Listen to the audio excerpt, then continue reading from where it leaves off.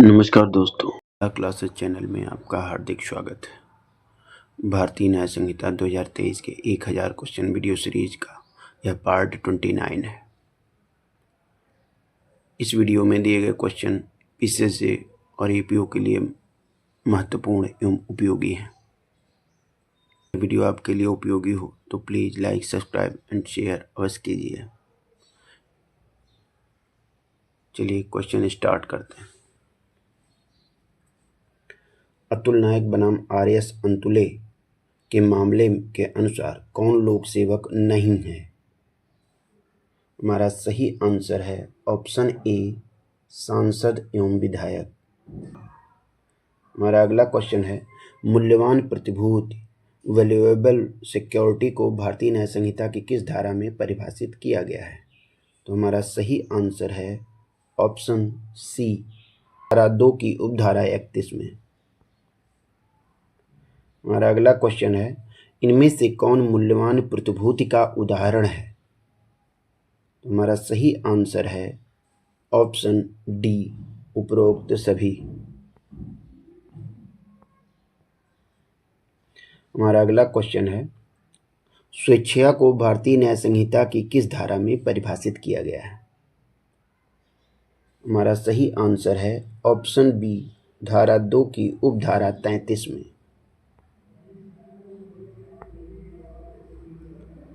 हमारा अगला क्वेश्चन है, अपराध की परिभाषा भारतीय न्याय संहिता की धारा 224 में है। यह आईपीसी की किस धारा से संबंधित है? हमारा सही आंसर है ऑप्शन बी, धारा 40 से। हमारा अगला क्वेश्चन है, कह एक विनिमय पत्र के पीछे अपना नाम लिख देता है, इस पृष्ठांकन का प्रभाव क्या है? हमारा सही आंसर है ऑप्शन बी, यह मूल्यवान प्रतिभूति बन जाता है। हमारा अगला क्वेश्चन है, इनमें से कौन लोक सेवक की श्रेणी में शामिल है? हमारा सही आंसर है ऑप्शन डी, उपरोक्त सभी, यानी नगरपालिका द्वारा नियुक्त बिल संग्रहकर्ता, रेल कर्मचारी और शिक्षक, पंचायत का सदस्य, ये सभी लोक सेवक की श्रेणी में आते हैं। हमारा अगला क्वेश्चन है, भारतीय न्याय संहिता की धारा 238 के अनुसार सदोष अभिलाभ प्राप्त करने में क्या शामिल है? हमारा सही आंसर है ऑप्शन सी, सदोष अर्जन करना और सदोष रखे रहना दोनों। हमारा अगला क्वेश्चन है, स्वेच्छा यानी वॉलंटरली की परिभाषा में किन तत्वों को महत्वपूर्ण माना गया है? हमारा सही आंसर है ऑप्शन डी, उपरोक्त सभी। आशय, ज्ञान और विश्वास करने का कारण, इन तीनों के माध्यम से यदि आप कोई भी कार्य करते हैं तो यह माना जाएगा कि आपने स्वेच्छा कार्य किया है। हमारा अगला क्वेश्चन है, सदोष हानि रॉन्गफुल लॉस के संदर्भ में प्रेमनाथ बनाम राज्य का मामला किससे संबंधित है? हमारा सही आंसर है ऑप्शन बी, विधवा के बैलों को अवैध तरीके से छीनना। हमारा अगला क्वेश्चन है, भारतीय न्याय संहिता की धारा 3 की उपधारा 3 जो आईपीसी की धारा 27 है के अनुसार यदि पत्नी, लिपिक या सेवक के कब्जे में कोई संपत्ति है तो वह संपत्ति किसकी मानी जाएगी? तो हमारा सही आंसर है ऑप्शन ए, जिस व्यक्ति के वे पत्नी, लिपिक या सेवक हैं। यानी कि किसी भी व्यक्ति की संपत्ति यदि कोई उसकी पत्नी या उसका लिपिक या उसका सेवक रखता है तो वह उसी व्यक्ति के कब्जे में मानी जाएंगी जिसका वह पत्नी है या सेवक है या लिपिक है।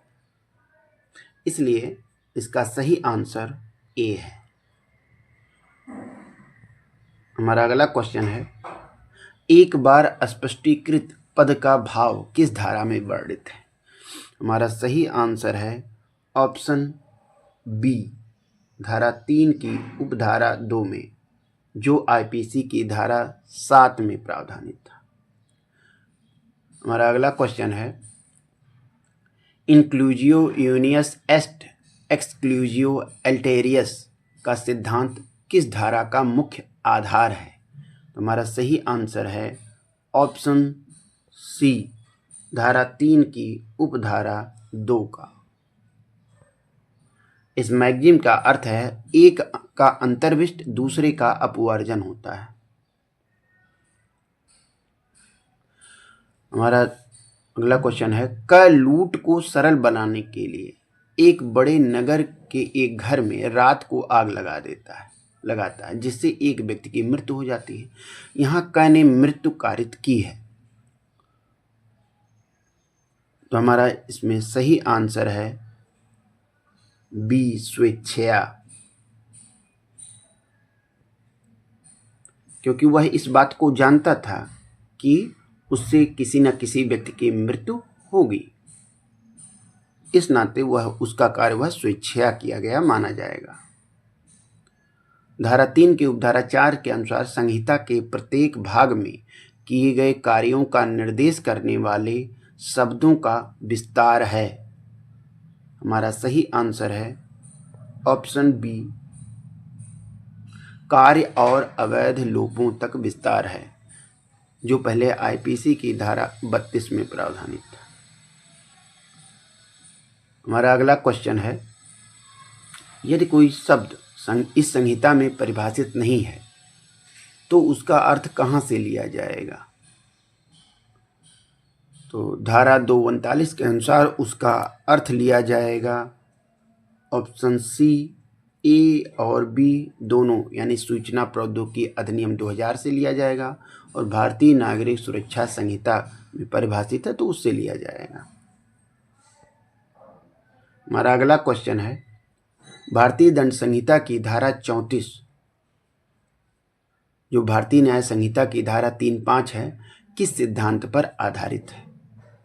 हमारा सही आंसर है ऑप्शन बी, अन्वयिक दायित्व, संयुक्त दायित्व और अन्वयिक दायित्व को ही प्रलक्षित भी कहते हैं, प्रलक्षित दायित्व, इसी को अप्रत्यक्ष दायित्व भी कहते हैं।